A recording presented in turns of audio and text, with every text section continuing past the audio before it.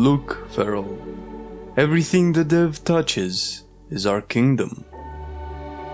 Wow! Everything? Even that place called the Meta? No, Feral. You must never go there. Ever? Not until buffs, Feral. Still here? Well, you deserve some info on talents, gear rotation, and everything you need to take your kitty into raids and dungeons. Starting off with the talents.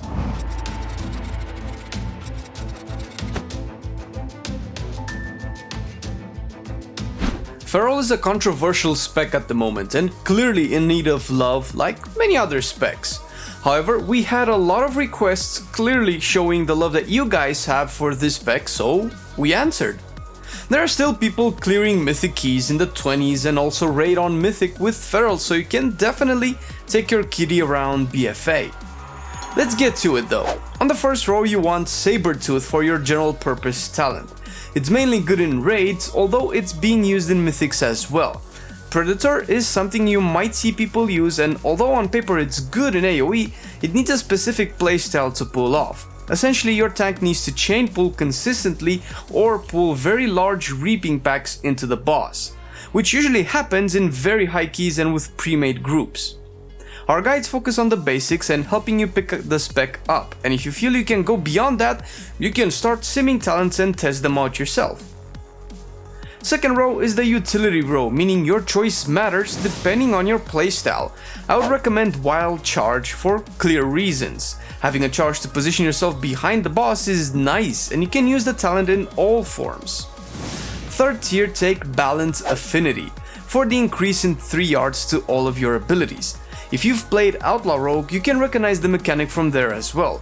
3 extra yards for abilities means you can DPS from further away, dodging certain bad on the ground, not to mention that running around gives you a much larger area of attack, increasing uptime on your target in high movement situations.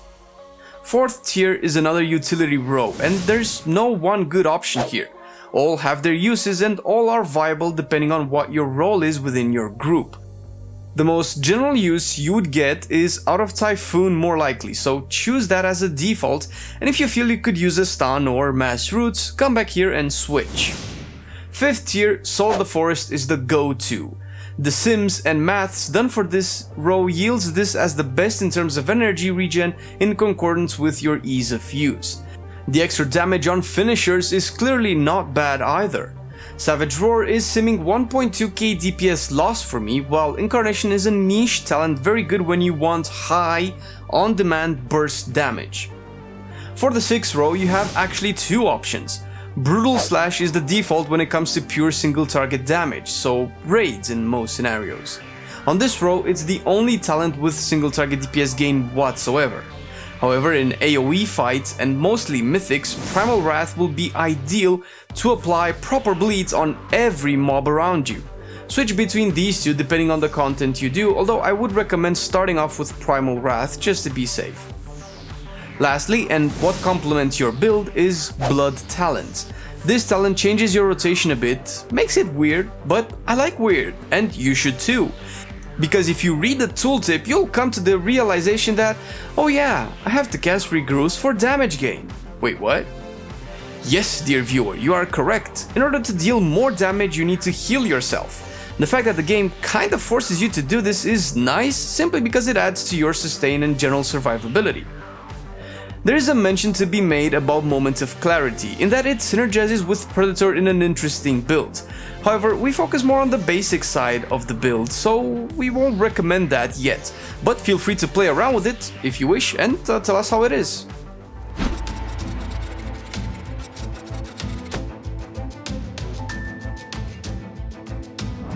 There is a general accepted priority for stats when it comes to Feral Druids, and respecting it moderately should keep you pretty fair on the meters.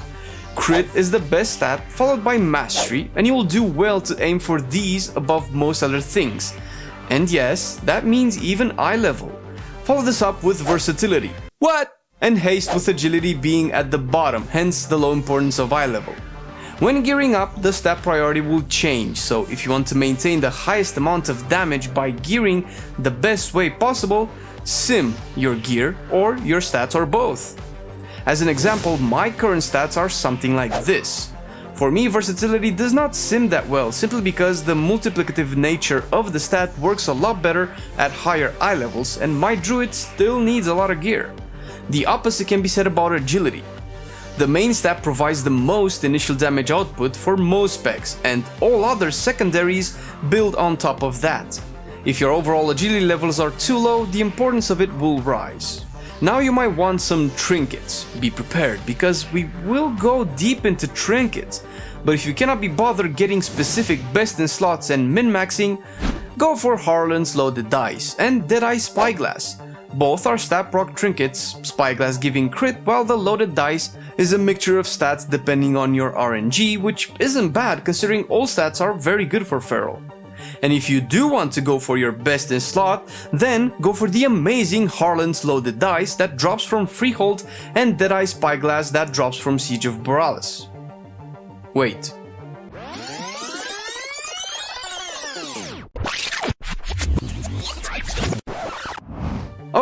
Yeah, these two are the best in slot for any content, raid and dungeons. Simple, no?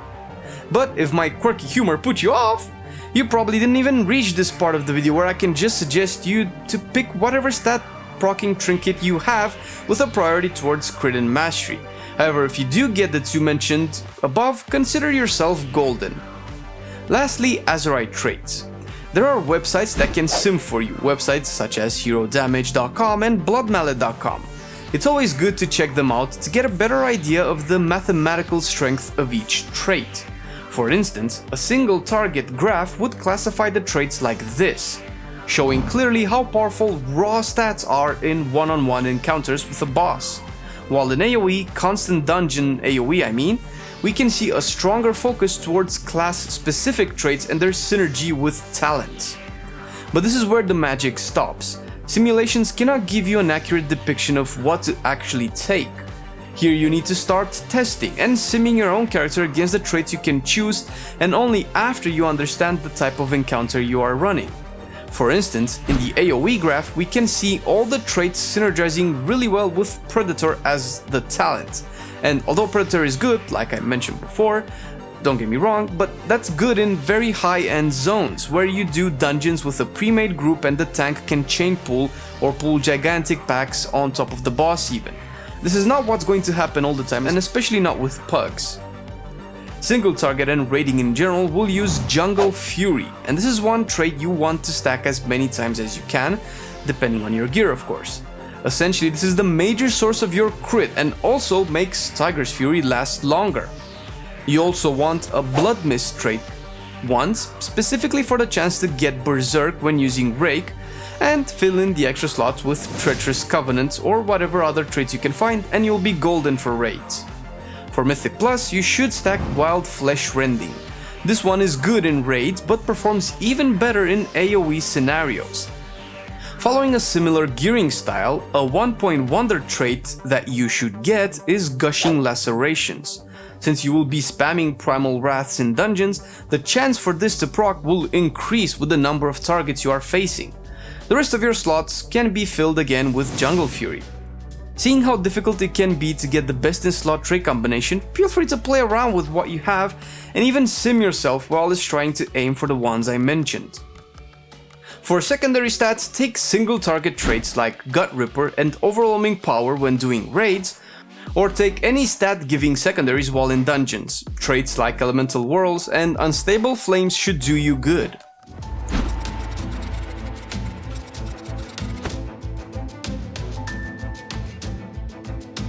The rotation is the part of the spec where you will need to practice because of a mechanic called snapshotting.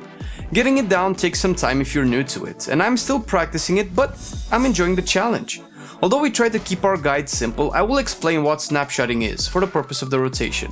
Snapshotting refers to a situation where you have buffs on you, and you apply a damage over time effect that lasts longer than the said buff. When you apply the dot, it will retain all the benefits of the buffs you have, even if the buffs will drop off eventually. As such, using and refreshing your bleeds should be done to the best of your ability while having important buffs on you like Tiger's Fury.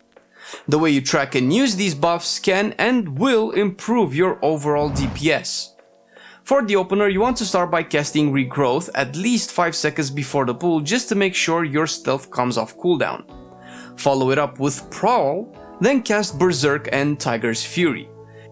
Use Rake and Rip to apply the bleeds with the buffs. These two bleeds are now snapshot with Tiger's Fury, by the way.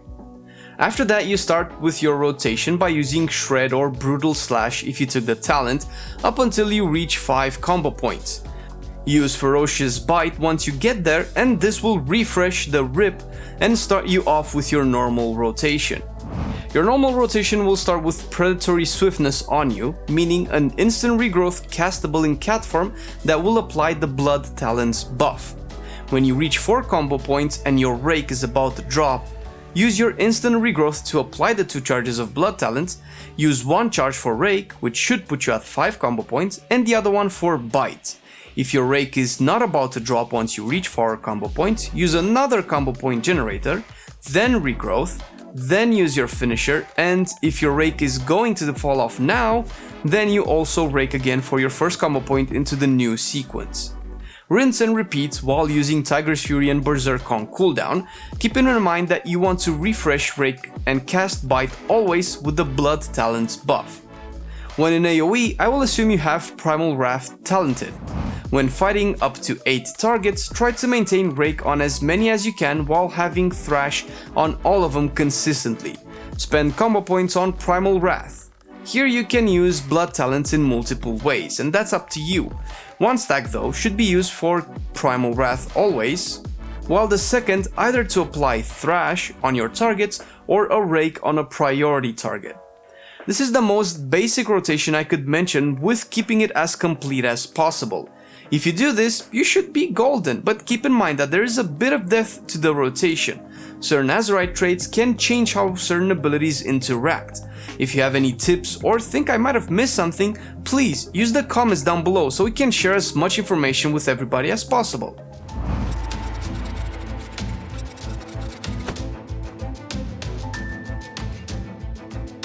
When it comes to consumables, you either follow your stat priority that you should have simmed, or go with the more simple version, crit. Yep, we get crit for rings and gems in as many slots as possible, and no, it's not worth buying the agility gem. For the weapon, surprise surprise, deadly navigation, because it gives crit. The food will be a feast though, because 100 agility is better than 70 crit, though this is likely to happen only in raids, so for normal runs or poor bastards, take the highest crit food you have. Flasks and battle potions will remain with agility, and keep in mind that in 8.2 these will be upgraded to provide more stats. Do you like being an invisible Simba, bleeding people to death? Well, in that case you might also like playing Assassination Rogue, for which we have a guide that will teach you about the talents, gear rotation and all that you need to take your assassination into raids and dungeons. Massive shout out to our growing team of Patreons. Thanks for supporting us with your hard-earned dollarinos. And if you're also interested in becoming one of our patrons and seeing what all the fuss is about, links down below. Thanks for watching the video and being awesome. I'll see you next time.